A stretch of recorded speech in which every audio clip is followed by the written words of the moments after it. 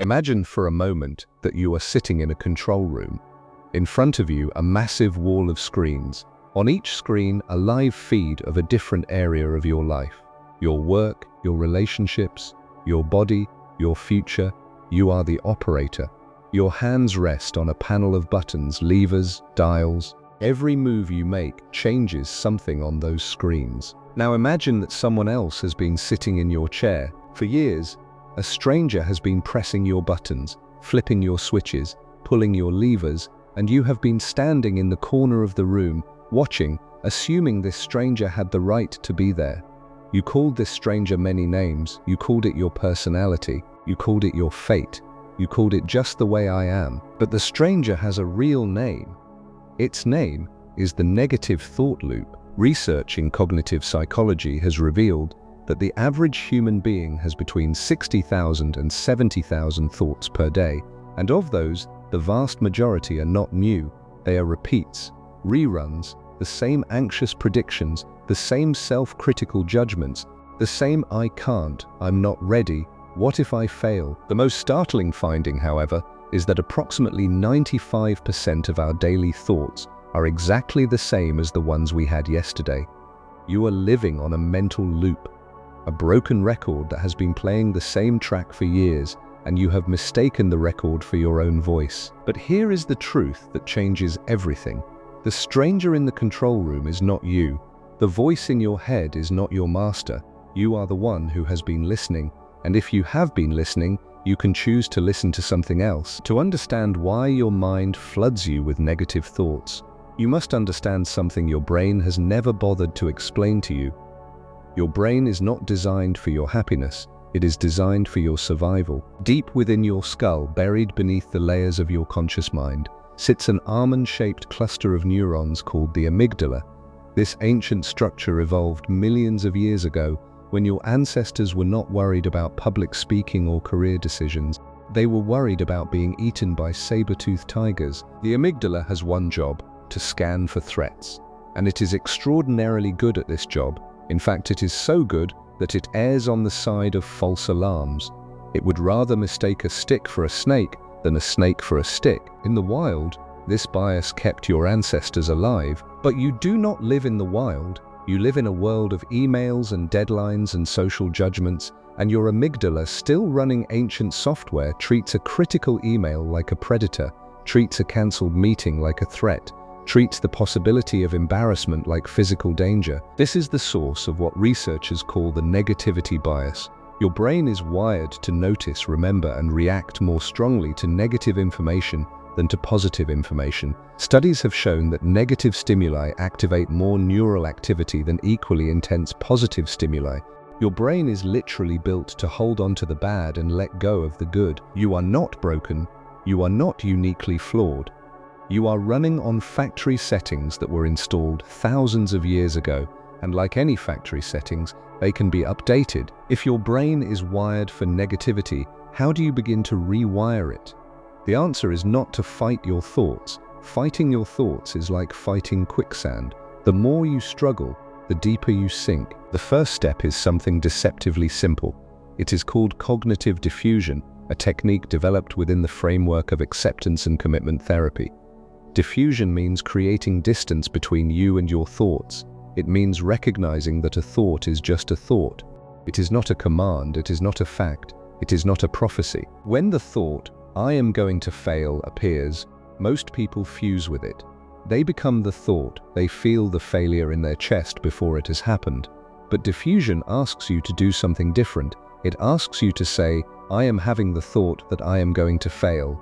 That tiny shift in language creates space, and in that space you have a choice. A researcher who studied how people break free from automatic negative thinking found that simply labeling your thoughts as thinking can reduce their emotional impact. For example, instead of saying, I'm worthless, you say, I'm having the thought that I'm worthless. The thought loses its grip. This is not suppression. Suppression backfires.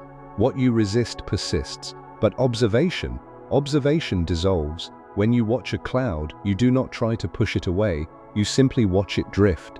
Your thoughts are clouds, you are the sky, and the sky is never damaged by the weather passing through it. Now let me tell you about an experiment that will change how you see your own negative thoughts. In 2011, a group of researchers at the University of California asked a simple question. What happens when you take students who are terrified of public speaking and you change the way they think about their own anxiety? They gathered students who reported high levels of speech anxiety and put them in a functional MRI scanner. Then they asked them to prepare a speech. Half the students were given a simple instruction. Before they spoke, they were told to say to themselves, "I am calm." The other half were told to say something different. They were told to say, "I am excited." The results were astonishing. The students who told themselves, "I am excited," performed better. Their speeches were more persuasive, more confident, more engaging. But here is what the fMRI scans revealed. When the students reframed their anxiety as excitement, their brains did not just feel different, they operated differently. The amygdala, that ancient threat detector, showed reduced activation. Meanwhile, the prefrontal cortex, the CEO of the brain, showed increased activity. The students had not eliminated their anxiety, they had repurposed it. They had taken the same physiological arousal, the racing heart, the sweaty palms, the rapid breathing, and reinterpreted it as readiness instead of fear. This is called cognitive reappraisal, and it is the most powerful tool you have for reprogramming negative thoughts. Your brain does not know the difference between fear and excitement. The physical sensations are identical. The only difference is the label you attach. Change the label. Change the reality. Let me give you a practical method. A 3-step sequence you can use the moment a negative thought appears. Step 1. Recognize. The moment you feel the familiar spiral, the tight chest, the racing mind, the catastrophic prediction, stop. Do nothing else. Simply recognize what is happening. Say to yourself, out loud if you can, a negative thought loop is beginning. Naming it robs it of its invisibility, and what is visible can be examined. Step 2. Reframe. Ask yourself a single question. Is this thought useful? Not is this thought true? Truth is slippery. Usefulness is measurable. Does this thought help you move toward the person you want to become? Or does it keep you small, stuck, and safe? If the thought is not useful, you have permission to set it down. Step 3. Redirect. Here is where the reprogramming actually happens. You do not just dismiss the negative thought and return to nothing. You replace it with a positive action. Not a positive thought, a positive action. Action is the language your brain understands best. The negative thought says, "I'm too tired to work out." Your action: put on your shoes. Just put them on. The negative thought says, "They won't like what I have to say." Your action: write one sentence. Just one. The negative thought says, "I'll never finish this project." Your action: open the document. Just open it. Action is the antidote to rumination.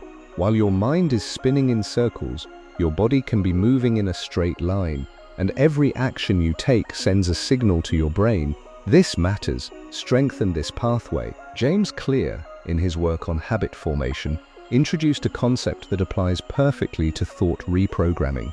He calls it the 2-minute rule. When you want to start a new behavior, scale it down to a version that takes less than 2 minutes to complete. Want to become a reader? Read 1 page. Want to become a runner? Put on your running shoes. Want to become more confident? Stand up straight for 5 seconds. The 2-minute rule works because it bypasses your brain's resistance to change. Your amygdala does not fear a 2-minute action. It only fears the imagined mountain. So stop imagining the mountain. Start with the first pebble. Here is what happens over time. Each small action is a vote for the person you want to become. The first vote feels insignificant. The 10th vote feels noticeable. The 100th vote feels undeniable. Your actions are not just outputs of your identity, they are inputs. They build your identity from the ground up. The student who reframed "I'm terrified" to "I'm excited" was not delusional. She was practical. She understood that her brain follows her body follows her actions, and her actions follow her smallest choices. You cannot wait until you feel motivated to act. Motivation is not the cause of action, it is the result of action. Act first, the motivation will chase you. I want to leave you with a question that is not philosophical but practical.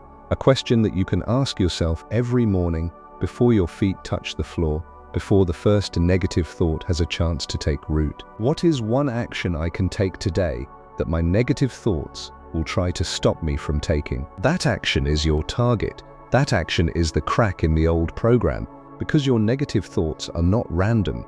They are strategic. They target the actions that would lead to your growth. The voice that says don't speak up appears exactly when speaking up matters. The voice that says stay home appears exactly when going out would change your life. Your negative thoughts are not your enemy. They are your map. They show you exactly where you need to go. The louder the resistance, the more important the action. The control room is yours. It has always been yours.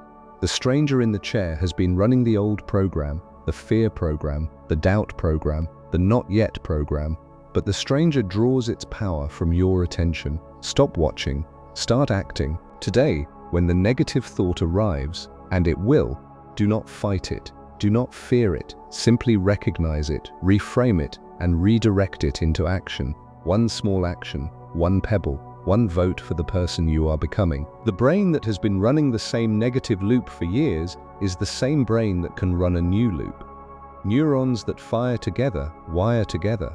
Fire the new ones, wire the new you. The old program is ending. This is your reboot.